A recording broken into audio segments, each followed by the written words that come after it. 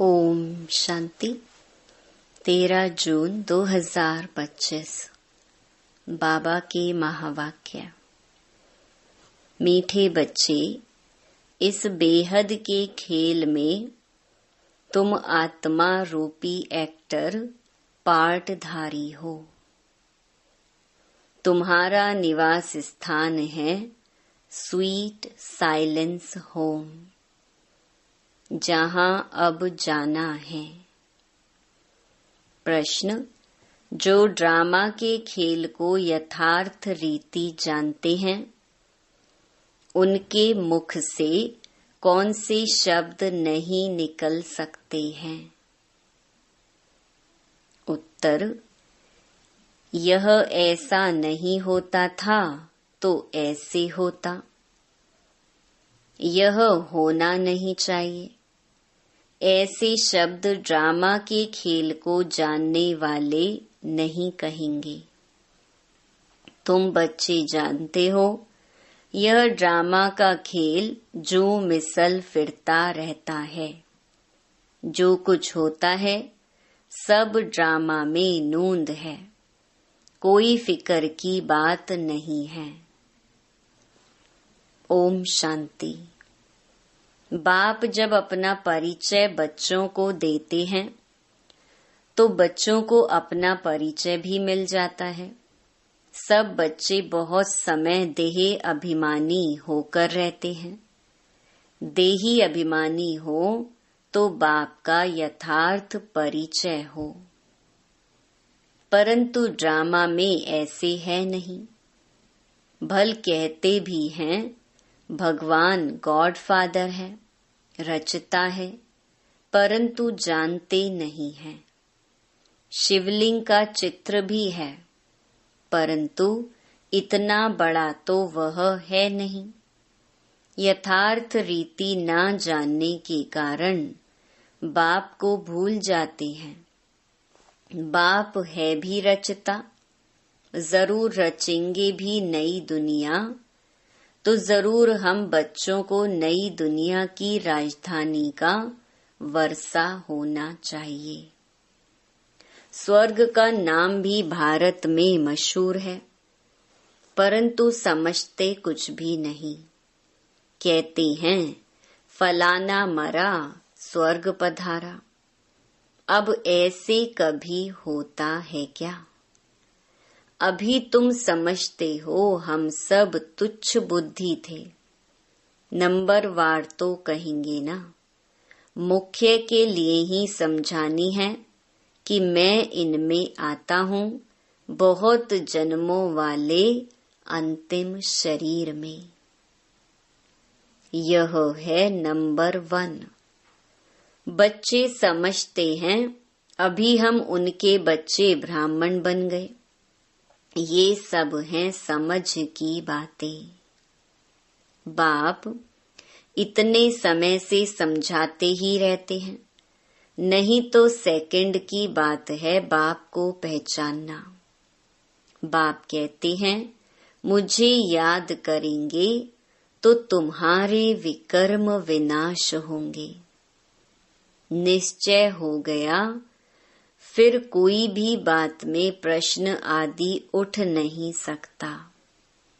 बाप ने समझाया है तुम पावन थे जब शांति धाम में थे। यह बातें भी तुम ही बाप द्वारा सुनते हो, दूसरा कोई सुना ना सके। तुम जानते हो हम आत्माएं कहाँ की रहवासी हैं। जैसे नाटक के एक्टर्स कहेंगे हम यहाँ के रहवासी हैं, कपड़ा बदलकर स्टेज पर आ जाएंगे। अभी तुम समझते हो हम यहाँ के रहवासी नहीं हैं। यह एक नाटकशाला है। यह अभी बुद्धि में आया है कि हम मूल वतन के निवासी हैं, जिसको स्वीट साइलेंस होम कहा जाता है। इसके लिए ही सब चाहते हैं, क्योंकि आत्मा दुखी है ना। तो कहते हैं हम कैसे वापस घर जाएं? घर का पता ना होने के कारण भटकते हैं। अभी तुम भटकने से छूटे। बच्चों को मालूम पड़ गया है अभी तुमको सचमुच घर जाना है। अहम आत्मा कितनी छोटी बिंदी है। यह भी वंडर है जिसको कुदरत कहा जाता है। इतनी छोटी बिंदी में इतना पार्ट भरा हुआ है। परमपिता परमात्मा कैसे पार्ट बजाते हैं यह भी तुम जान गए हो। सबसे मुख्य पार्टधारी वह है, करन करावन हार है ना। तुम मीठे मीठे बच्चों को यह अभी समझ में आया है कि हम आत्माएं शांति धाम से आती हैं। आत्माएं कोई नई थोड़े ही निकलती हैं जो शरीर में प्रवेश करती हैं। नहीं, आत्माएं सभी स्वीट होम में रहती हैं, वहां से आती हैं पार्ट बजाने। सभी को पार्ट बजाना है, यह खेल है। यह सूर्य, चांद, स्टार्स आदि क्या हैं? ये सब बत्तियां हैं जिसमें रात और दिन का खेल चलता है। कई कहते हैं सूर्य देवताय नमः, चंद्रमा देवताय नमः, परंतु वास्तव में यह कोई देवताएं हैं नहीं। इस खेल का किसको मालूम नहीं है। सूर्य चांद को भी देवता कह देते हैं। वास्तव में यह इस सारे विश्व नाटक के लिए बत्तियां हैं। हम रहवासी हैं स्वीट साइलेंस होम के। यहाँ हम पार्ट बजा रहे हैं। यह जू मिसल चक्कर फिरता रहता है। जो कुछ होता है ड्रामा में नूंद है।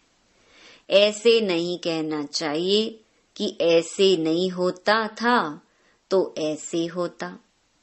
ये तो ड्रामा है ना। मिसाल जैसे तुम्हारी माँ थी, ख्याल में तो नहीं था ना कि चली जाएगी। अच्छा शरीर छोड़ दिया, ड्रामा। अब अपना नया पार्ट बजा रही है। फिक्र की कोई बात नहीं। यहाँ तुम सब बच्चों की बुद्धि में हैं, हम एक्टर्स हैं। यह हार और जीत का खेल है। यह हार जीत का खेल माया पर आधारित है। माया से हारे हार है और माया से जीते जीत। यह गाते तो सब हैं, परंतु बुद्धि में ज्ञान जरा भी नहीं है। तुम जानते हो माया क्या चीज है? यह तो रावण है, जिसको ही माया कहा जाता है। धन को संपत्ति कहा जाता, धन को माया नहीं कहेंगे।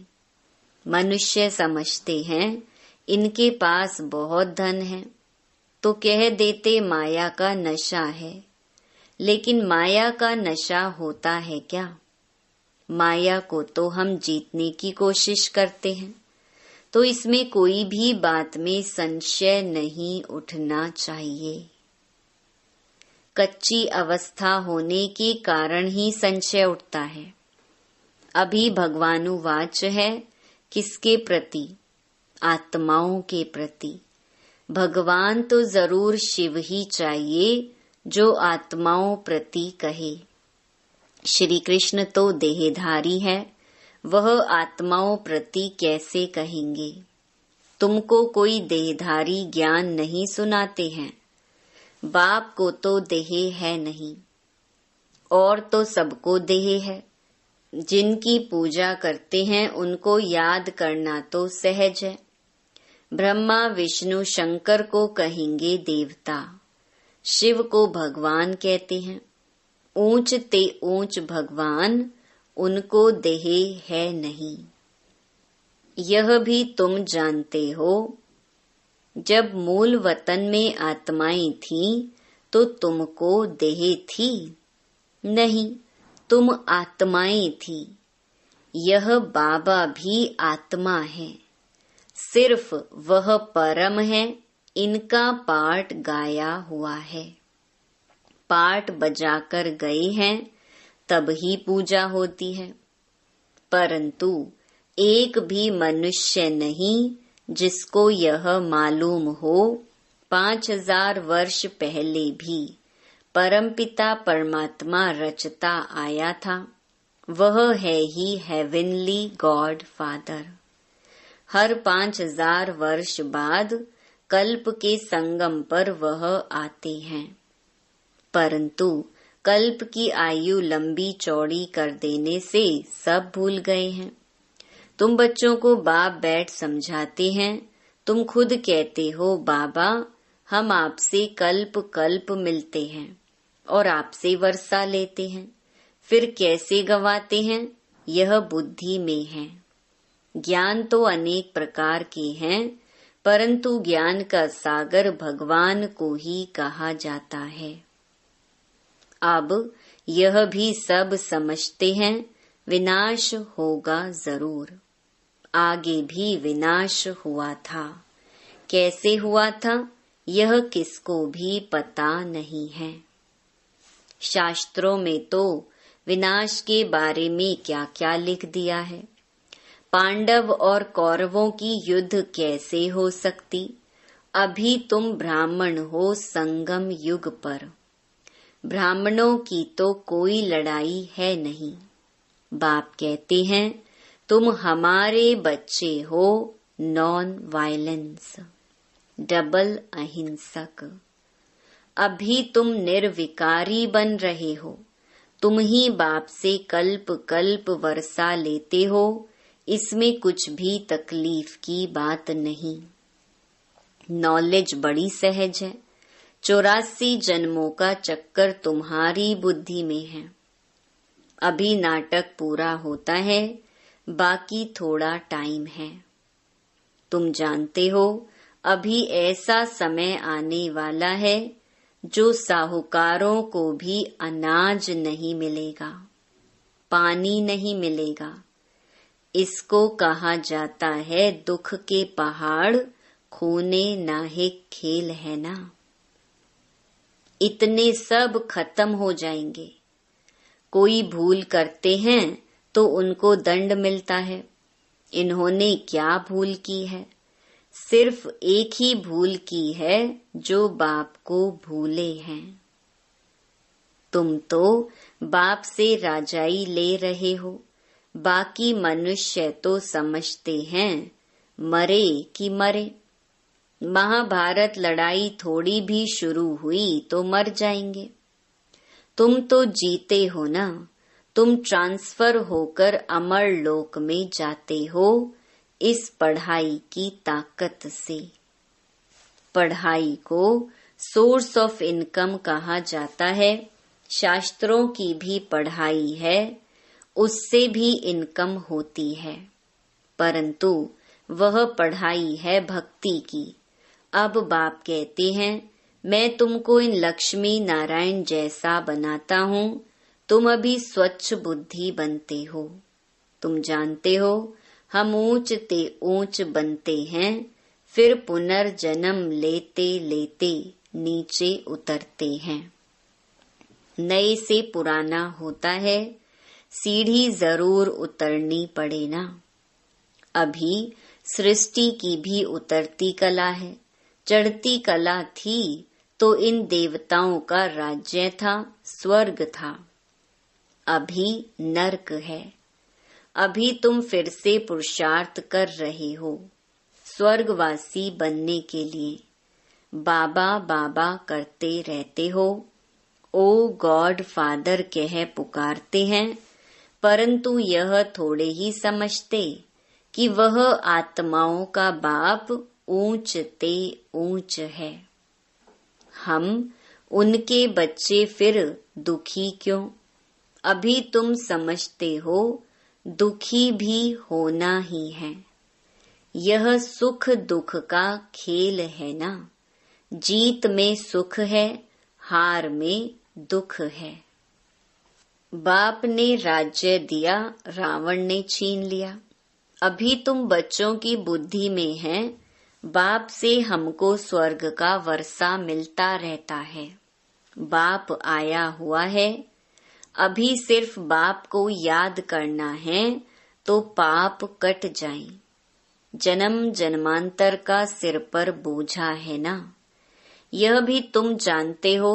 तुम कोई बहुत दुखी नहीं होते हो, कुछ सुख भी है आटे में नमक, जिसको काग विष्टा समान सुख कहा जाता है। तुम जानते हो सर्व का सद्गति दाता एक ही बाप है। जगत का गुरु भी एक ठहरा, वानप्रस्थ में गुरु किया जाता है। अभी तो छोटे को भी गुरु करा देते हैं, अगर मर जाए तो सद्गति को पाएंगे।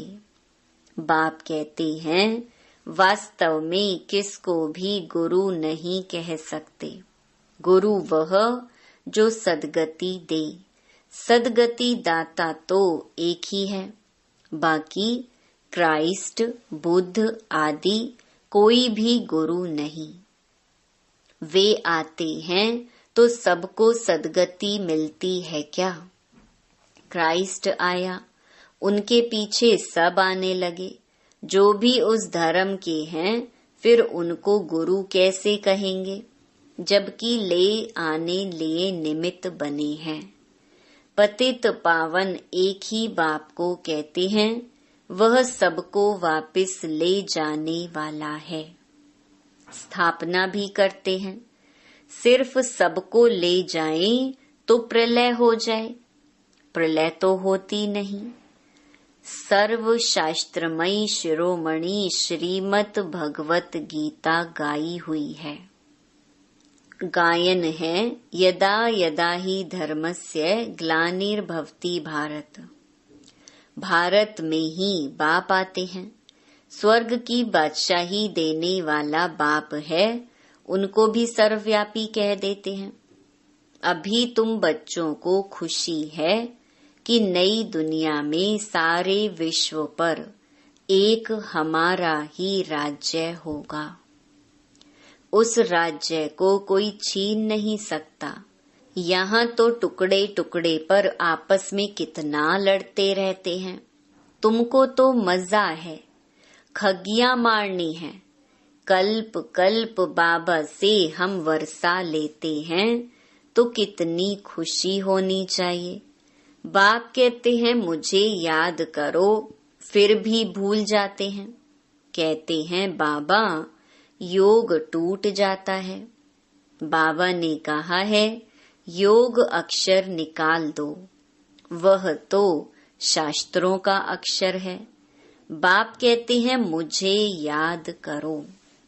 योग भक्ति मार्ग का अक्षर है। बाप से बादशाही मिलती है स्वर्ग की। उनको तुम याद नहीं करेंगे तो विकर्म विनाश कैसे होंगे, राजाई कैसे मिलेगी। याद नहीं करेंगे तो पद भी कम हो पड़ेगा, सजा भी खाएंगे। ये भी अकल नहीं है। इतने बेसमझ बन पड़े हैं। मैं कल्प कल्प तुमको कहता हूँ मामेकम याद करो, जीते जी इस दुनिया से मर जाओ। बाप की याद से तुम्हारे विकर्म विनाश होंगे और तुम विजय माला का दाना बन जाएंगे। कितना सहज है। ऊंच ते ऊंच शिव बाबा और ब्रह्मा दोनों हाईएस्ट हैं। वो पारलौकिक और यह अलौकिक बिल्कुल साधारण टीचर है। वह टीचर्स फिर भी सजा देते हैं। यह तो पुचकार देते रहते हैं।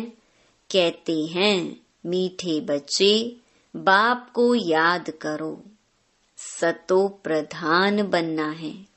पतित पावन एक ही बाप है। गुरु भी वही ठहरा और कोई गुरु हो ना सके।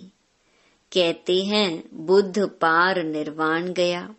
ये सब गपोड़ा है, एक भी वापिस जा ना सके। सबका ड्रामा में पार्ट है। कितनी विशाल बुद्धि और खुशी रहनी चाहिए। ऊपर से लेकर सारा ज्ञान बुद्धि में है। ब्राह्मण ही ज्ञान उठाते हैं, न शूद्रों में न देवताओं में यह ज्ञान है। अब समझने वाला समझे, जो ना समझे उनका मौत है। पद भी कम हो जाएगा। स्कूल में भी नहीं पढ़ते हैं तो पद कम हो जाता है। अल्फ बाबा बे बादशाही। हम फिर से अपनी राजधानी में जा रहे हैं। यह पुरानी दुनिया खत्म हो जाएगी। अच्छा, मीठे मीठे सिकिलधे बच्चों प्रति माता पिता बाप दादा का याद प्यार और गुड मॉर्निंग। रूहानी बाप की रूहानी बच्चों को नमस्ते। धारणा के लिए मुख्य सार। पहला, बाप हमें ऐसे नए विश्व की राजाई देते हैं जिसे कोई भी छीन नहीं सकता। इस खुशी में खगियां मारनी है। दूसरा, विजय माला का दाना बनने के लिए जीते जी इस पुरानी दुनिया से मरना है। बाप की याद से विकर्म विनाश करने हैं। वरदान, अपनी पावरफुल स्टेज द्वारा सर्व की शुभ कामनाओं को पूर्ण करने वाले महादानी भव। पीछे आने वाली आत्माएं थोड़े में ही राजी होंगी, क्योंकि उनका पार्ट ही कणा दाना लेने का है। तो ऐसी आत्माओं को उनकी भावना का फल प्राप्त हो, कोई भी वंचित ना रहे, इसके लिए अभी से अपने में सर्व शक्तियां जमा करो।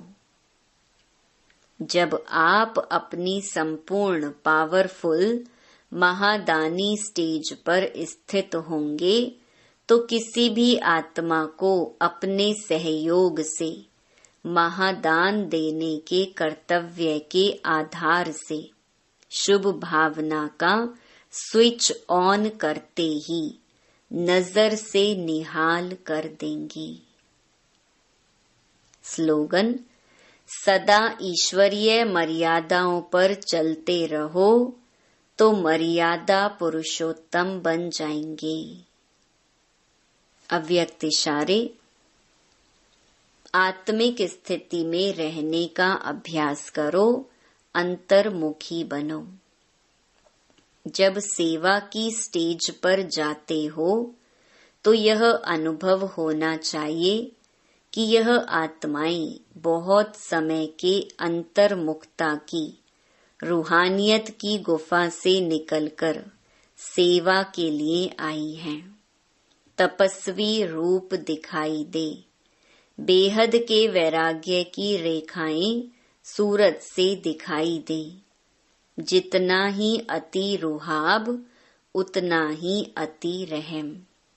ऐसी सर्विस का अभी समय है।